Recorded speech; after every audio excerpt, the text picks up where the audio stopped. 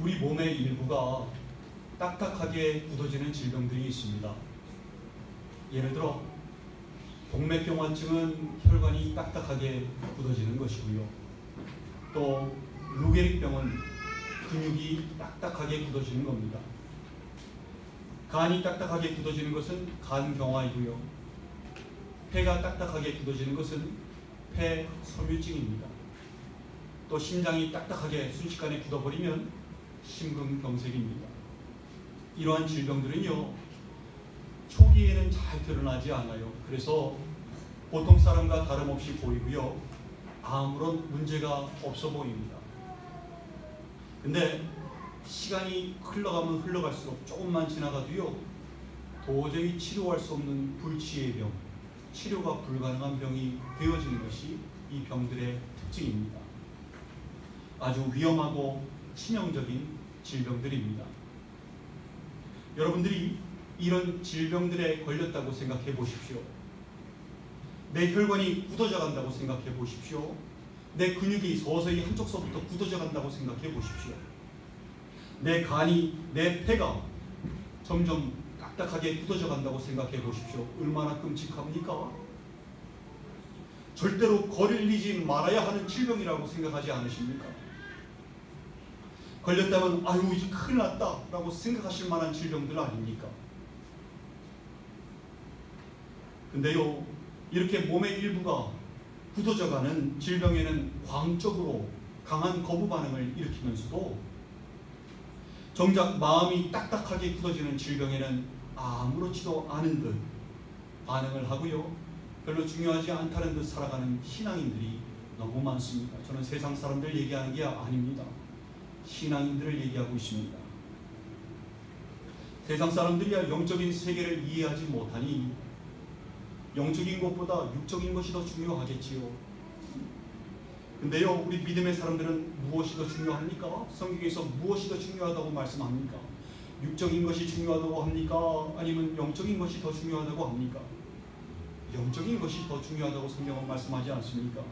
살리는 것은 영이고 또 육은 무익하다고 말씀하지 않으십니까? 주님께서 말씀하셨어요. 요한복음 6장 63절에요. 살리는 것은 영이니 육은 무익하니라. 또 육신의 생각은 사망이고 영의 생각은 생명과 평안이라고 말씀하고요. 육신의 생각은 하나님과 원수가 된다고 말씀합니다. 왜냐하면 하나님의 은혜의 법에 굴복하지도 않고 또 굴복할 수도 없기 때문이라고 성경은 말씀합니다. 육신에 있는 자들은 하나님을 기쁘시게 할 수 없다라고 말씀합니다. 그 말씀이 로마서 8장 5절에서부터 8절까지의 말씀입니다. 육신을 따르는 자는 육신의 일을, 영을 따르는 자는 영의 일을 생각하나니 육신의 생각은 사망이요 영의 생각은 생명과 평안이니라. 육신의 생각은 하나님과 원수가 되나니 이는 하나님의 법에 굴복하지 아니할 뿐 아니라 할 수도 없음이라. 육신에 있는 자들은 하나님을 기쁘시게 할 수 없느니라. 성경은 그렇게 말씀하고 있습니다. 또 성경에 이렇게 말씀합니다. 모든 지킬 만한 것 중에 우리의 마음을 지켜야 한다고 말씀합니다. 왜냐하면 거기로부터 이에서부터 생명의 근원이 남이라고 말씀합니다. 그게 잠언서 4장 23절 말씀이지요. 모든 지킬 만한 것 중에 더욱 네 마음을 지키라. 생명의 근원이 이에서 남이니라. 여러분, 무엇이 더 위험한 질병입니까?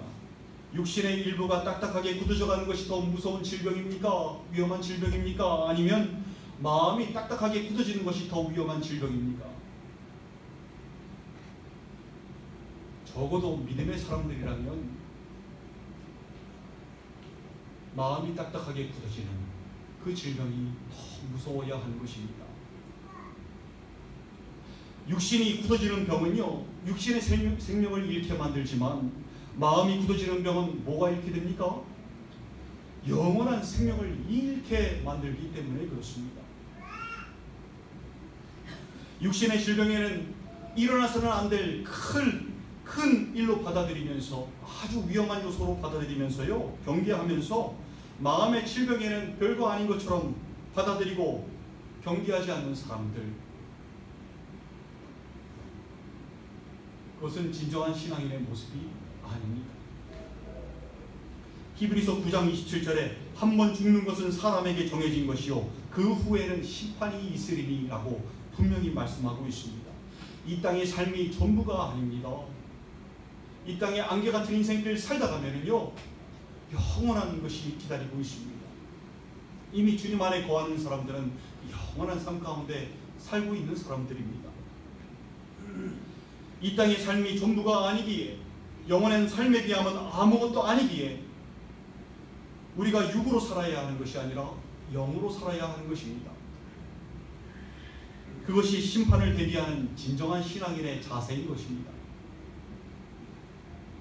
성경은요, 이 마음이 딱딱하게 굳어지는 병을 마음의 완고함, 마음의 완악함이라고 부르고 있습니다. 마음이 완고한 상태에 있는 사람의 특징이 무엇입니까? 마음이 완고해져 있다면 어떤 일이 일어납니까? 주님께서 비유로 마태복음 13장, 마가복음 4장, 누가복음 8장에서 씨 뿌리는 자의 비유를 통하여 말씀하셨습니다. 네 가지 마음의 밭에 대하여 말씀하셨지요. 길가와 같은 마음의 밭, 또 흙이 얇은 돌밭 같은 마음의 밭, 또 가시덤불 같은 마음의 밭, 그리고 옥토밭입니다. 이 마음의 밭들 중에 가장 최악의 밭이 무엇입니까? 되지 말아야 하는 마음의 밭, 이것이 앞에 세 가지가 되어있지 말아야 되는 마음의 밭인데 그 중에서도 최악의 마음의 밭이 바로 길가입니다. 도저히 씨앗이 심겨질 수 없는 밭이에요. 가시덤불과 같은 마음의 밭에는 씨앗이 심겨질 수 있습니다. 돌밭에도 심겨질 수 있어요. 근데 이 길가는요, 아예 말씀 자체가 들어가질 않습니다. 그리고 공중의 새들이 와서 쪼아 먹습니다.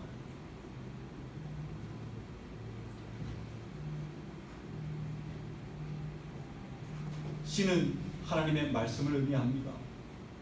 또 새들은 마귀를 의미합니다. 누가복음 8장 12절에 이렇게 말씀합니다. 길가에 있다는 것은 말씀을 들은 자니 이에 마귀가 가서 그들이 믿어 구원을 얻지 못하게 하려고 말씀을 그 마음에서 빼앗는 것이요 라고 말씀합니다. 하나님의 말씀이 마음의 밭에 전혀 심겨지지 않고요, 마귀의 방해로 다 사라져버리는 겁니다. 이렇게 딱딱하게 굳어진 마음의 밭의 문제가 말씀이 심겨지지 않는다는 것입니다. 여러분, 말씀이 무엇입니까? 우리는 이 말씀의 정의를 절대 잊어서는 안 됩니다. 요한복음 1장 1절에서부터 3절 말씀을 여러분 잘 아시지요? 태초에 말씀이 계시니라. 이 말씀이 하나님과 함께 계셨으니 이 말씀은 곧 하나님이시니라. 그가 태초에 하나님과 함께 계셨고 만물이 그로 말미암아 지은 바 되었으니 그로 지은 것이 하나도 그가 없이는 된 것이 없느니라 라고 말씀하셨습니다. 여러분, 말씀이 누구라고 합니까? 하나님이시라고 말씀합니다. 말씀이 하나님과 함께 계셨고 모든 만물이 그 말씀으로 말미암아 지어졌고 그가 없이 된 것은, 세상에 그가 없이 지어진 것이 하나도 없다고 말씀하고 있습니다. 즉 말씀으로 온 천지가 창조되었는데 그 말씀은 하나님이시라는 겁니다. 요한복음 1장 14절 말씀을 읽겠습니다. 말씀이 육신이 되어 우리 가운데 거하심에 우리가 그의 영광을 보니 아버지의 독생자의 영광이요 은혜와 진리가 충만하더라. 말씀이 육신이 되었다고 합니다. 아버지의 독생자의 영광이라고 합니다. 누구입니까? 예수 그리스도입니다. 바로 우리 주님이십니다. 요한복음 1장 18절에 본래 하나님을 본 사람이 없으되 아버지 품속에 있는 독생하신 하나님이 나타내셨느니라 라고 말씀하셨습니다. 예수 그리스도는요, 인간의 몸으로 이 땅에 오신 창조주 하나님이신 것입니다. 빌립이 하나님을 보여달라고 예수님께 요청하였지요. 주님께서 뭐라고 대답하셨습니까? 나를 본 자는 아버지를 보았거늘 어찌하여 아버지를 보이라 하느냐 라고 주님께서 말씀하셨습니다. 그 이유가 말씀, 하나님이신 말씀이 이 땅에 육신이 되어 오셨기 때문에 그렇습니다. 주님이 하나님이시기 때문에 그렇습니다. 말씀은요, 우리 주님이십니다. 그러면요, 길가와 같이 딱딱하게 굳어진 마음에 말씀이 심겨지지 못한다는 뜻은 무슨 뜻일까요? 마음이 굳어져 있는 사람에게는요, 주님께서 그 안에 거하실 수 없으시다는 겁니다. 요한복음 15장 4절에서 7절 말씀에 내 안에 거하라 나도 너희 안에 거하리라. 가지가 포도나무에 붙어있지 아니하면 스스로 열매를 맺을 수 없음같이 너희도 내 안에 있지 아니하면 그러하리라. 나는 포도나무요 너희는 가지라. 그가 내 안에 내가 그 안에 거하면 사람이 열매를 많이 맺나니 나를 떠나서는 너희가 아무것도 할 수 없음이라. 사람이 내 안에 거하지 아니하면 가지처럼 밖에 버려져 마르나니 사람들이 그것을 모아다가 불에 던져 살았느니라. 너희가 내 안에 거하고 내 말이 너희 안에 거하면 무엇이든지 원하는 대로 구하라. 그리하면 이루리라. 주님께서 말씀하셨습니다. 우리가요, 주님 안에, 주님께서 우리 안에 거하시지 않는다면, 주님의 말씀이 우리 안에 거하지 않으신다면 우리는 열매를 맺을 수 없는 것입니다. 결국에는 어떻게 되겠습니까? 가지처럼 말라서 밖에 버려지는데 그게 들어갈 곳은 어디입니까? 영원히 꺼지지 않는 불인 것입니다. 불에 들어가 사라질 수밖에 없는 것입니다. 그래서 주님이 거하실 수 없는 딱딱하게 굳어진 마음이 아주 무서운 질병인 것입니다. 여러분, 혹시 자신을 좀 진단해 보시기 바랍니다. 혹시 아무렇지도 않게 신앙생활을 지금 하고 있는데 말씀을 들어도 읽어도 혹시 아무런 감동이 없으십니까? 내 안에서 말씀이 살아서 역사하는 체험이 없으십니까? 그 말씀대로 살아야 하겠다는 속에서부터 솟아오르는 간절한 소망이 없으십니까? 말씀이 역사하지 못하는 신앙생활을 하고 계십니까? 그렇다면 여러분의 마음밭은 길가와 같은 마음의 밭입니다. 딱딱하게 굳어져 있는 완고한 상태입니다. 더 늦기 전에 깨달으셔야 합니다.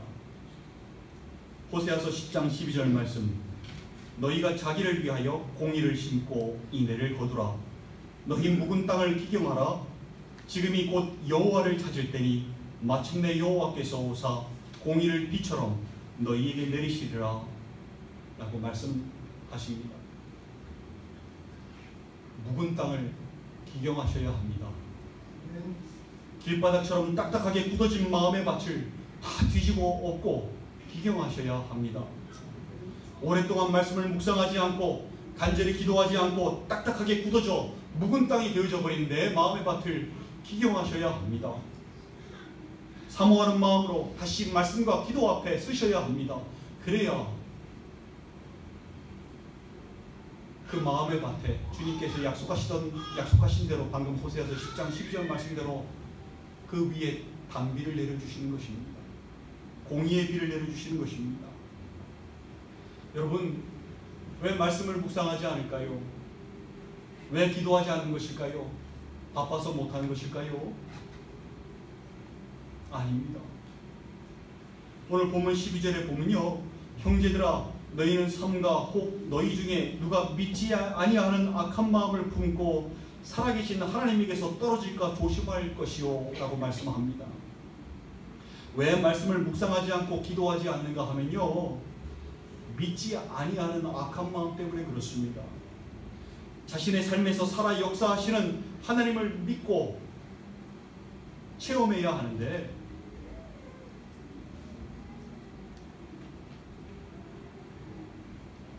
날마다 말씀을 통하여 살아 역사하시는 주님을 체험해야 하는데 믿지 않아요.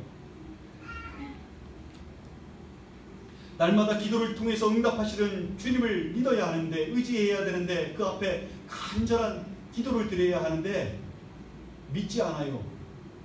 응답해 주시는 주님의 능력을 믿지 않아요. 그러니 말씀 묵상이 중단되어지고 기도가 중단되어지는 겁니다. 그래서 묵은 땅이 되는 겁니다. 딱딱하게 굳은 땅이 되는 겁니다. 말씀이 들어갈 수도 없고 튕겨져 나오는, 주님께서 거하실 수 없는 딱딱한 땅이 되는 것입니다. 아무렇지 않게 신앙생활을 하고 있으나 이 길가와 같은 마음의 밭을 참으로 많은 신앙인들이 가지고 있습니다. 다시 말씀과 기도로, 경건의 훈련으로 딱딱하게 굳어진 땅을 뒤집어 보시고 묵은 땅을 기경하시기를 간절히 소망합니다. 또 본문 13절에 누구든지 죄의 유혹으로 완고하게 되지 않도록 하라라고 말씀하였습니다. 무엇 때문에 완고하게 된다고요? 죄의 유혹으로입니다. 죄의 유혹으로 우리 마음이 완고하게 되어지는 것입니다. 죄를 반복해서 계속 짓다 보면요, 죄가 굳어져 가지고 떼어낼 수 없는 아주 단단한 돌덩이들이 됩니다. 처음 죄를 지었을 때는 죄책감이 밀려오는데 자꾸 같은 죄를 저지르게 되면은 그게 일상이 됩니다. 죄가 그리고 굳어져 가지고요, 죄책감도 없어집니다. 그리고 죄에 대해서 아주 면역이 생기게 됩니다. 그래서 죄 짓는 것이 습관이 됩니다. 죄를 반복하면서 마음이 딱딱하게 굳어지는 것입니다. 여러분, 이거에 대한 대책이 있습니다. 죄를 짓지 말아야지, 죄를 짓지 말아야지 자꾸 혼자 스스로 각오한다고 그 죄가 안 지어지는 게 아닙니다. 내 의지로 죄의 유혹을 이겨낼 수 있는 게 아닙니다. 불가능합니다. 없습니다. 오래 버티는 사람은 있을지 몰라도 결국에는 그 죄의 유혹 앞에 다 넘어갈 수밖에 없습니다. 왜 그런가 하면요, 이런 거와 같아요. 진짜 먹고 싶은 음식을 앞에 두고 이거 먹으면 안 돼, 먹으면 살쪄, 먹으면 안 돼, 참고 참다가 그 음식을 먹어버리는 거와 똑같습니다. 여러분, 그 음식 앞에 있으면 되겠습니까? 안 되겠습니까? 그 음식에 앞에 둔 것을 자리를 벗어나야 되겠지요. 죄도 마찬가지입니다. 죄를 앞에 두고요, 유혹거리를 앞에 두고 계속 쳐다보면서 지으면 안 돼, 지으면 안 돼 한다고 그게 안 지어집니까? 집중을 죄에 하고 있는데요, 지어서는 안 돼, 참아야 해 이런다고 안 지을 수 있는 죄가 아닙니다. 방법은 주님께서 가르치신 방법이 주님께 집중하는 겁니다. 죄에 집중하지 마시고 주님께 집중하잖아요. 그럼 어느 순간 도저히 안 넘어갈 수 없었던 것 같은 그 유혹이 어느 순간 다 극복하고 승리해진 상태가 되는 것입니다. 이미 승리하신 주님께서 우리를 승리의 길로 인도해 주시는 것입니다. 주님께 집중하십시오. 죄에 집중하지 마십시오. 주님을 찾으십시오. 주님께서 죄의 유혹을 이기게 만드시고 마음의 밭을 아주 부드럽게 만들어 주십니다. 이사야서 55장 6절에서 7절 말씀에 이렇게 말씀합니다. 너희는 여호와를 만날 만한 때에 찾으라. 가까이 계실 때에 그를 부르라. 악인은 그의 길을, 불의한 자는 그의 생각을 버리고 여호와께로 돌아오라. 그리하면 그가 긍휼히 여기시리라. 우리 하나님께로 돌아오라. 그가 너그럽게 용서하시리라. 주님께 집중하시고 지나간 모든 시간들 주님 앞에 용서를 구하시면 주님은 너그럽게 용서해 줄 준비가 되어 계십니다. 근데 그 회개를 죄의 앞에서, 죄의 유혹 앞에서 하지 마시고 주님께 집중하셔서 하시면 주님께서 이끌어 가십니다. 주님 찾는 것을 뒤로 미루지 마십시오. 간혹가다 이런 착각을 하시는 분들이 계십니다. 내가 지금 비록 죄 가운데 살아가지만 언젠가는 주님께서 나를 건져주시겠지, 나를 다시 이렇게 세우시고 이끌어 가시겠지, 근데 지금은 때가 아닌 것 같아, 아직 주님 찾을 준비가, 내가 마음의 준비가 안 되었어 라고 위험한 착각을 하시는 분들이 계십니다.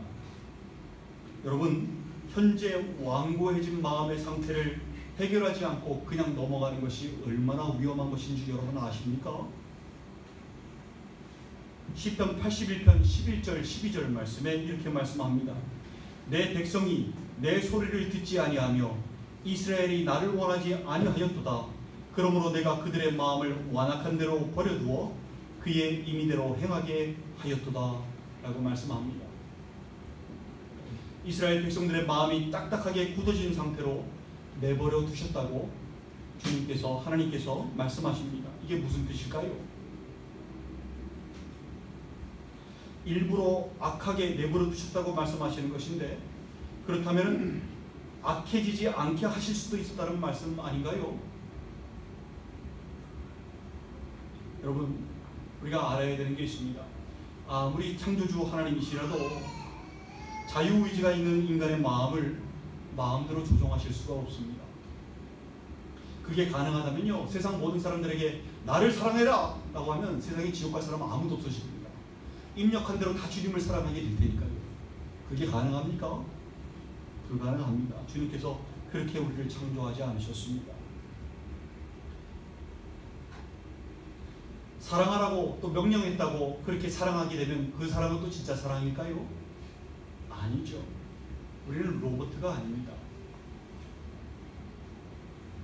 하나님께서요, 이스라엘 백성들의 마음을 완악한 대로 내버려 두셨다는 것은 돌아오기를 바라며 매를 들다 더 이상 매를 드는 것을 멈췄다는 말씀이신 것입니다. 매를 들어도 돌아와야 되는데 이스라엘 백성들 얼마나 많은 매를 맞았습니까? 사랑하는 자식으로 사랑의 매를 얼마나 맞았습니까? 그런데도 돌아오지 못한 백성들이 많았습니다. 주님께서는 더 이상 매를 드시는 것을 멈췄던 것입니다. 내버려 두면 사람의 이 완악한 딱딱한 마음은요, 내버려 두면 저절로 그냥 그 길로 가게 되어 있어요. 아주 딱딱하게 말씀도 들어오지 않고 완악한 상태로 끝까지 가게 되어 있습니다. 매를 들어서 돌아온다면 그건 참으로 감사한 일이고 참으로 기적입니다. 근데 사람이요, 마음에 완고해진 상태에 있는 사람은 이스라엘 백성들 보십시오. 돌아오지 못하는 백성들이 많은 것입니다. 출애굽할 때 기억나십니까? 그러나 여호와께서 바로의 마음을 완악하게 하셨으므로 이스라엘 자손을 보내지 아니하였더라 라고 하였죠. 바로의 마음을 완악하게 하셔서 이스라엘 백성들을 가지 못하게 하셨다라고 말씀하는 부분들이 출애굽기 4장 21절, 10장 20절, 11장 10절에 나와 있어요. 이 말씀도요, 하나님께서 바로 왕을 일부러 악하게 만드셨다라는 것이 아니라 원래 바로 왕의 마음이 완악한 상태예요. 그래서 하나님의 말씀을 들어도 받아들이지 않고 다 튕겨내는 상태입니다. 믿지 않는 사람입니다. 그래서 하나님께서 바로 왕의 마음을 변화시키기 위하여 따로 그에게 나타나시고 역사하셔서 깨달을 기회를 시도하신 것이 아니라 그냥 완악한 상태로 내버려 두신 겁니다. 그래서 모세를 통하여 하나님의 능력을 목도하게 하셨던 것입니다. 따라서 완고한 마음의 상태를 회복할 생각이 없이 나중에 저절로 해결되겠지, 주님께서 알아서 해주시겠지 라는 그런 마음으로 주님을 찾을 생각 없이 사는 사람들, 그게 얼마나 무서운지 아셔야 합니다. 동맥경화를 방치하는 것보다 더 무서운 겁니다. 간경화를 방치하는 것, 루게릭병을 방치하는 것보다 더 무서운 겁니다. 폐섬유증, 폐가 굳어가서 이제 호흡이 딸려오는데 그걸 방치하는 것과 똑같습니다. 얼마나 위험한 상태인지 깨달아야 합니다. 주님께서 매를 드셨는데도 깨닫지 못하면 주님도 어찌하실 수 없는 것입니다. 완악한 상태로 내버려 두실 수밖에 없는 것입니다. 본문 13절에 오직 오늘이라 일컫는 동안에 매일 피차 권면하여 너희 중에 누구든지 죄의 유혹으로 완고하게 되지 않도록 하라 라고 말씀하셨습니다. 오직 오늘이라 일컫는 동안에 라는 뜻은요, 더 늦기 전에, 내일로 미루지 말고 바로 지금이라는 뜻입니다. 지금이 바로 주님을 찾을 때입니다. 주님은요, 여러분이 주님을 찾기를 간절히 기다리고 계십니다. 그래서 문 밖에서 딱딱해지게 굳어진 마음, 문 밖에서 두들기고 계시는 것입니다. 사모함으로 주님을 찾는 자가 그 마음의 완고함을 치료할 수 있습니다. 녹일 수 있습니다. 위기의식을 갖고요, 이거 큰일 났구나 라고 깨달으셔서 주님을 절실하게 찾으셔야 합니다. 그래야 완고한 마음을 녹일 수 있습니다. 묵은 땅을 기경할 수 있습니다. 사랑하는 지체 여러분, 마음의 완고함은요, 아주 무서운 영적인 질병입니다. 생명 되신 주님으로부터 멀어지는 질병입니다. 영원한 생명으로부터 멀어지는 질병입니다. 마음이 딱딱하게 굳어 계십니까? 말씀을 들어도 읽어도 아무 감동이 없으시고 기도함에 간절함이 없으십니까? 여러분, 묵은 땅을 기경하시기 바랍니다. 간절함으로 주님을 찾으시기 바랍니다. 죄의 유혹으로 완고해지지 마십시오. 사모한 마음으로 주님을 찾으십시오. 그러면 죄의 유혹을 이겨낼 수 있습니다. 죄에 집중하지 마시고 그 앞에서 서성이지 마시고 그 자리에서 벗어나 주님께 집중하시기 바랍니다. 내 마음의 문 밖에서 두드리시는 주님을 발견하시기 바랍니다. 그 두드리는 손, 못자국 난 손입니다. 누구를 위하여 그 못자국이 있을까요? 나를 살리시기 위하여 십자가에 못 박히신 주님의 그 손입니다. 여러분, 내가 사는 길, 내가 가지고 있는 모든 문제를 해결하는 길, 마음의 문을 여시고 주님을 받아들여 주님의 못자국 난 그 손, 주님의 못자국 난 그 발 앞에 눈물로 감사하는 겁니다. 주님의 손을 어루만지며 그 손에 나의 손을 포개고 그 발에 나의 발을 포개고 감사함으로 눈물로 주님을 맞이하셔야 합니다. 나를 살리시기 위해 받겠던 십자가입니다.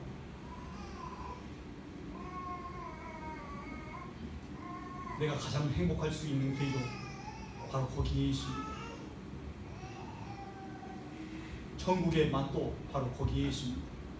오직 오늘이라 일컫는 동안에 여러분 뒤로 미루지 마시고 오직 오늘이라 일컫는 동안에 주님을 찾으셔서 마음의 문을 여시고 주님과 함께 포옹하시며 가장 행복한 순간을 맞으시는 여러분들 되시기를 주님의 이름으로 축원드립니다. 기도하시겠습니다.